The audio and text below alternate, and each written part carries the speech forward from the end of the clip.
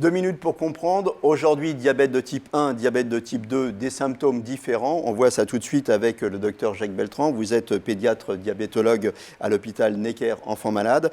Alors, diabète de type 1 et de type 2, symptômes différents? Alors, dans le diabète, il existe 4 types de symptômes qui sont communs au type 1 et au type 2.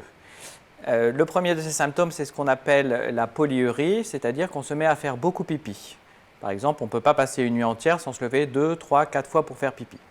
Le deuxième symptôme, c'est ce qu'on appelle la polydipsie, c'est-à-dire qu'on se met à beaucoup boire. On se met à boire 3, 4, 5 litres d'eau par jour.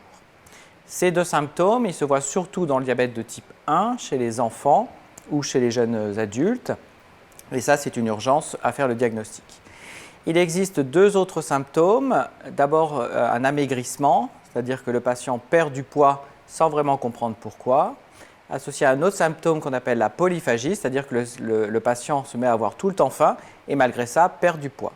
Ces symptômes-là, ils sont communs au type 1 et au type 2, mais on les voit plus souvent dans le type 2. Ils apparaissent souvent très progressivement et doivent alerter le patient sur le fait qu'il est probablement en train de développer un diabète. Alors, qu'est-ce qu'il y a de différent entre eux? Alors, le type 1, c'est une maladie auto-immune, c'est une urgence diagnostique et thérapeutique, et c'est le diabète plutôt des enfants et des jeunes adultes. Donc là, il faut aller consulter rapidement soit un médecin, soit un service d'urgence. Dans le diabète de type 2, c'est une maladie plus du sujet âgé ou du sujet en deuxième partie de vie. Là, le diagnostic doit aussi être fait.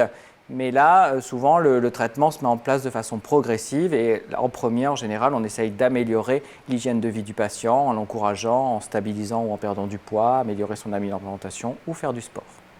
Voilà, donc vous en savez plus sur la différence entre type 1 et type 2 et les différents symptômes. Soyez vigilants. À très bientôt.